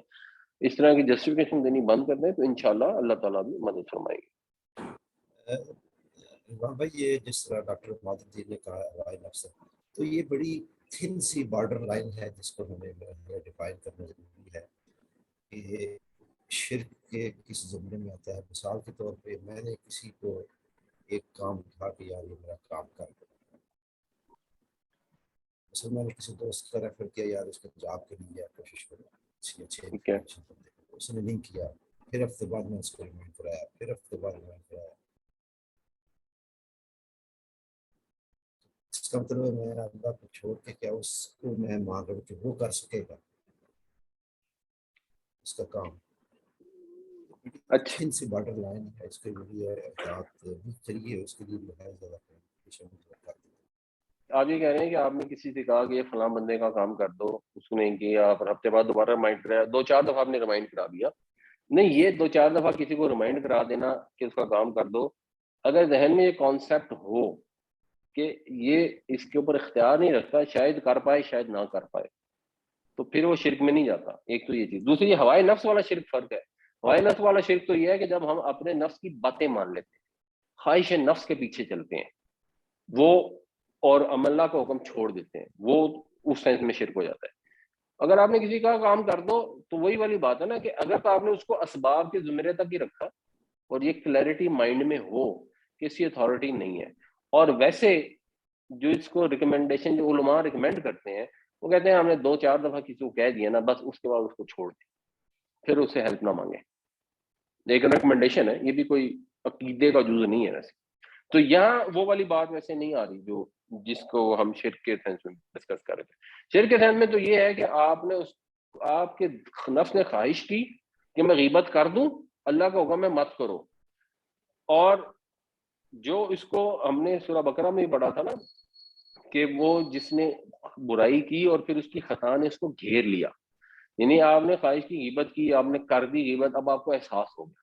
تو جس وقت آپ نے غیبت کی تھی اس وقت آپ میں سے ایمان نکل گیا، لیکن آپ کو احساس ہوا، آپ شرمندہ بھی ہوئے، آپ نے سوچا اچھا آئندہ نہیں کروں گا، اب آپ ایمان میں واپس آ گئے. ایک وقت آتا ہے کہ لوگ غیبت کرتے ہیں اور ان کو احساس ہی نہیں ہوتا کہ انہوں نے غیبت کی ہے. لوگ رشوت کھاتے ہیں اور ان کو یہ کوئی احساس ہی نہیں ہوتا کہ ہم نے غلط کام کیا ہے. لوگ جھوٹ بولتے ہیں، ان کے اندر یہ کوئی ضمیر کی ملامت ہی نہیں ہوتی کہ ہم جھوٹ بولی جا رہے ہیں. وہ جو سٹیج ہوتی ہے نا اس میں آپ پکا جو ہے نا وہ آپ شرک میں داخل ہو چکے ہوتے ہیں، کیونکہ وہاں اب آپ کا نفس آپ کا خدا بن چکا ہوتا ہے. اس میں بھی یہ آپ کہہ رہے ہیں تھن لائن ہے، بالکل. ایک جذبات سے مغلوب ہو کے کام کر دینا ایک فرق چیز ہے، اور جب اس سے مغلوب ہو گئے اور اس کے بعد آپ نے واپس اس کو انڈو کرنے کی کوشش کی یا توبہ استغفار کی، تو وہ ایک بالکل فرق چیز ہے. وہ اس میں نہیں آتا کہ آپ نے اپنے نفس کو اپنا خدا بنا لیا. نفس کو خدا بنانا میں بھی یہ کانسیپٹ موجود ہے. اچھا، یہ پوچھ رہے ہیں اس کو ذرا ایلیبریٹ کر دیں. ایلیبریٹ دیکھیں، یہ ہے کہ سورہ بقرہ میں آیا ہے وَأَحَاطَتْ بِهِ خَطِیئَتُهُ، کہ وہ جس نے کی کوئی برائی اور اس کی برائی نے، اس کے گناہ نے ان کو گھیر لیا، وہ لوگ جہنم والے ہمیشہ ہمیشہ اس میں رہیں گے، اور جہنم میں ہمیشہ ہمیشہ بیسیکلی مشرک رہیں گے. تو قرآن شریف میں یہ کانسیپٹ ہے کہ جب آپ اپنے نفس کو اپنا خدا بنا لیں، اور قرآن شریف میں ایک اور جگہ ہے کہ کیا تم نے دیکھا اس شخص کو جس نے اپنے خواہش نفس کو اپنا خدا بنا لیا. تو جب آپ اپنے نفس کو اپنا خدا بنا لیں، یعنی یہ کہ نفس کی وہ بات مان لیں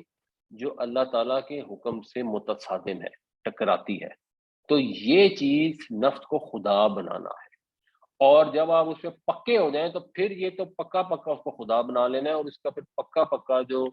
نتیجہ ہے وہ جہنم ہے، اور ہمیشہ ہمیشہ اس میں رہنا ہے. یہ ہے قرآن کا کانسیپٹ ہوائے نفس والے شرک. تو جب ہم زندگی میں، ظاہر سی بات ہے نفس انسان کو اکساتا ہے،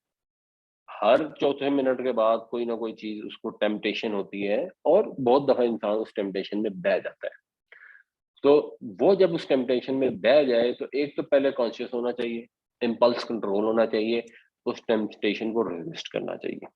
جس وقت آپ اس میں بہہ جاتے ہیں تو نبی صلی اللہ علیہ وسلم کی ایک حدیث بھی ہے کہ مثلا چور جب چوری کرتا ہے تو اس کے اندر ایمان نہیں رہتا.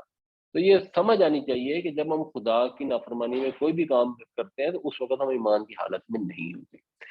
اور اگر بعد میں احساس ہو جاتا ہے تو پھر ایک واپس آنے کا راستہ ہے. اگر آپ اس گناہ میں اتنے انوالو ہو جاتے ہیں کہ وہ گناہ آپ کو گناہ محسوس ہی نہیں ہوتا، تو پھر اس کا مطلب یہ ہے کہ آپ نے اپنی خواہش نفس کو اپنا خدا بنا لیا. یہ شرک کی قسموں سے ایک قسم ہے. شرک کی جب ہم کس میں بات کرتے ہیں تو شرک میں ایک ہوتا ہے شرک فی العبادت، اسی طرح ایک ہوتا ہے شرک فی الاطاعت. تو یہ جو اطاعت کا شرک ہے وہ چاہے آپ کسی اور دوسرے انسان کی اطاعت کر دیں اللہ کے حکم کے خلاف، چاہے اپنے نفس کی اطاعت کریں اللہ کے حکم کے خلاف، یہ شرک فی الاطاعت میں چلا جاتا ہے۔ تو جیسی کوئی چیز بنائی جاتی ہے تو ساتھ اس کا مینول بنتا ہے. گاڑی خریدی ساتھ مینول ہو گیا کہ مینول کے مطابق گاڑی مینٹین کریں گے تو اسموتھ سیلنگ ہوگی. ٹریفک ہے، ٹریفک کا لائسنس ملا، رولس کو فالو کریں گے تو ٹھیک گاڑی چلتی ہے. اس طرح حضرت انسان جو اللہ تعالیٰ نے پیدا کیا اس کا جی پی ایس بھیج دیا قرآن کی صورت میں. آپ اسے پڑھیں تو غور کریں، تدبر کریں جیسے آپ پڑھا رہے ہیں تو انسان کو کلیئرٹی آتی جائے گی. اور ہمارے سوسائٹی میں یہ کہ خدا کو یاد بہت کرتے ہیں اور یاد رکھتے نہیں. اور اگر یہ بالکل یاد رکھے کہ خدا دیکھ رہا ہے تو پھر جو امپلسو کنٹرول میں مدد ملے گی، ہمارے نفس میں انسان کنٹرول کر سکے گا، گریجولی انسان بہتر ہو جائے گا. اچھا، ایک انہوں نے سوال پوچھا ہے کہ کیا نفس میں یہ بھی شامل ہے کہ you spend on your wants without impulse control? نہیں، اگر آپ اپنی، ہاں یہ مشکل سوال ہے. ان کا سوال انہوں نے یہ پوچھا ہے کہ اگر آپ اپنی ضروریات کے اوپر سوچے سمجھے بغیر خرچ کرتے اپنی امپلس کو کنٹرول کیے بغیر، تو کیا یہ بھی خواہش نفس میں شامل ہو جائے گا؟ جی ہاں، بہت دفعہ یہ بھی شامل ہو جائے گا. ہمیں خرچ کرنے کے اندر نا ذرا جس کو کہتے ہیں نا ایک ویگ ایریا ہے کہ ہم کیا خرچ کر سکتے ہیں اپنی ذات کے اوپر. اور یہ ویگ ایریا میں آپ کو اس طرح اگزامپل دے دیتا ہوں جس سے سمجھنے میں آسانی ہو سکتی ہے کہ نبی کریم صلی اللہ علیہ وسلم کے دور میں جو مسجد نبوی تھی اس کی جو چھت تھی وہ کھجور کے پتوں کی تھی، اور کوئی اس کے اندر جس کو کہتا ہے جو آج کل وہ جو ایک علامہ اقبال نے کہا ہے کہ میں ناخوش و بیدار ہوں مرمر کی سلوں سے، میرے لیے مٹی کا حرم اور بنا دو. یعنی یہ سنگ مرمر یہ وہ کیا مطلب کھجور کے پتوں کی چھت تھی، اور جب بارش ہوتی تھی تو کیچڑ ہو جاتا تھا اور نماز پڑھنی تقریباً امپاسبل ہو جاتی تھی. اور وہاں پہ ایک صحابی تھے، انہوں نے اپنے گھر کے اوپر کوئی وہ بنا لی، فالتو عمارت بنا لی یا کمرہ بنا لیا یا کوئی ڈیکوریٹو کوئی چیز بنا لی. تو نبی کریم صلی اللہ علیہ وسلم نے جب وہ دیکھا تو آپ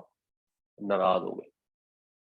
اور وہ صحابی کو سمجھ نہیں آئی اور بعد میں لوگوں نے بتایا کہ اس وجہ سے حضور ناراض. تو یہ ایک سچویشن تھی. ایک سچویشن اور بھی ہے اور وہ قرآن شریف میں ہے، اور اس میں مطلب اگر ہم مسجد کی ویسے بات کر لیں تو وہاں پہ مسجد کا ذکر کیا گیا، اور وہ اللہ تعالیٰ نے قرآن شریف میں اس کی تفصیلات بتائی کہ وہ کتنی خوبصورت اور کیسی زبردست مسجد تھی. اور جہاں پہ انہوں نے ملکہ بلقیس کو بلایا، وہ ہم انشاءاللہ پڑھیں گے آگے جا کے سورہ نحل میں شاید، جب ملکہ بلقیس کو بلایا اور وہاں پہ جو فرش تھا وہ ایسا زبردست تھا کہ وہ نیچے پانی تھا، پانی کے اوپر گلاس تھا، اور وہ گلاس کی ایسی کوالٹی تھی کہ اس میں جوڑ کوئی نہیں تھا اور ٹرانسپیرنٹ گلاس تھا. تو جب وہ اس کورٹ یارڈ میں داخل ہونے لگے تو ملکہ بلقیس سے جلدی جلدی اپنے پہنچے سمیٹ لی کہ اس کو لگا کہ ہم پانی میں جا رہے ہیں، اس کو گلاس نظر ہی نہیں آیا، اس اعلیٰ کوالٹی کا گلاس تھا. تو جب معاشرے کے اندر فراوانی ہو، اگر ایک شخص کویت میں رہتا ہے اور وہاں پہ سب لوگ خوشحال ہیں ان جنرل، تو وہاں پہ خرچ کرنے کا سٹینڈرڈ ہوگا فرق. اور ایک شخص جب کسی ایسے علاقے میں رہتا ہے جہاں لوگ بھوک سے مر رہے ہیں، وہاں خرچ کرنے کا سٹینڈرڈ ہوگا فرق. وہاں تو پیٹ بھر کر کھانا کھانا بھی ایک کوشچن مارک ہے، کیونکہ نبی کریم صلی اللہ علیہ وسلم نے فرمایا کہ وہ شخص جس کا پڑوسی بھوکا ہو اور وہ پیٹ بھر کر کھانا کھا کے سو جائے وہ ہم میں سے نہیں ہے. تو اس لیے سچویشن کے لحاظ سے ڈیپینڈ کرتا ہے. اس لیے جب وہ قرآن شریف میں پوچھا جاتا ہے کہ کیا خرچ کر دو، تو وہاں پہ بھی آتا ہے کہ اپنی ضروریات سے زیادہ خرچ کر دو. لیکن اپنی ضروریات کیا ہے یہ انسان نے خود ڈیفائن کرنی ہے، اور اس کی سچویشن کیا ہے وہ کہاں پہ فال کرتا ہے یہ بھی اس نے ڈیفائن کرنی ہے. لیکن اگر سچی بات پوچھیں تو ان جنرل ہم لوگ جو چیزیں بھی خرچ کرتے ہیں یہ خواہش نفس کی پیروی میں ہی آتی ہیں. جو ہمارے ملک میں حالات ہیں، لوگ فاقوں سے خودکشیاں کر لیتے ہیں. یہ اتنا آسان نہیں ہے کہ ہم پیٹ بھر کے کھانا کھائیں اور بڑے بڑے گھر بنائیں اور ڈیکوریشنل سجائیں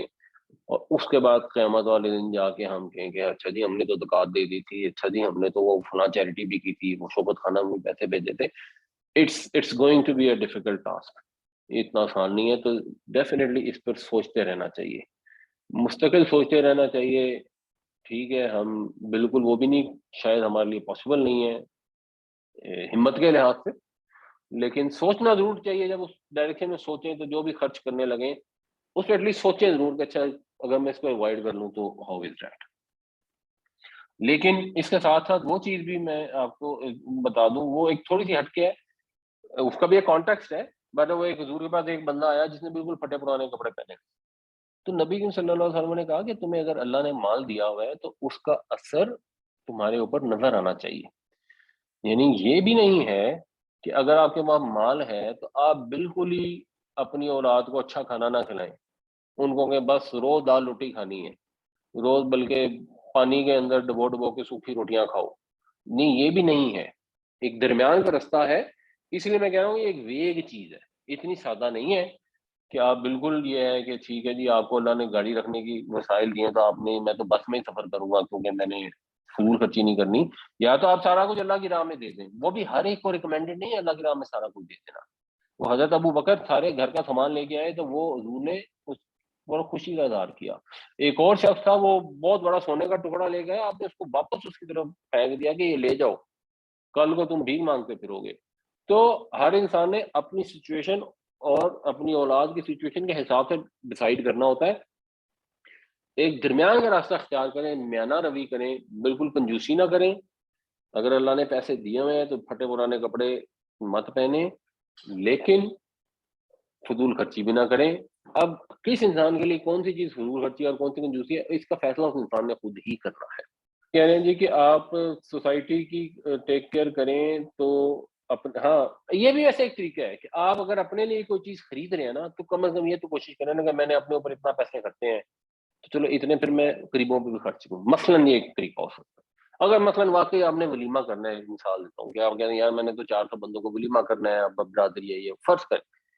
تو شاید ایک طریقہ ہے کہ ٹھیک ہے 400 امیروں کو کھانا کھلایا نا تو اس کوالٹی کا کھانا اتنے پیسے 400 غریبوں یا 8-10-100 غریبوں کو بھی کھلانے پہ خرچ کر دیں. ذرا کوئی بیلنس کسی طرح کا تو لانے کی کوشش کریں. اور اپنے اوپر اگر کوئی اچھا کھانا کھاتے ہیں تو ضرور کھائیں، لیکن پھر کوشش کریں کہ اپنے ملازمین کو بھی ویسا کھانا کھلائیں، کسی اور کو بھی اس طرح کا اچھا کھانا کھلانے کی کوشش کریں. یہ دیٹ آلسو ہیلپس. اللہ تعالیٰ ہمیں قرآن پڑھنے، سمجھنے، عمل کرنے، لوگوں تک بھی پہنچانے کی توفیق عطا فرمائے. آمین یا رب العالمین.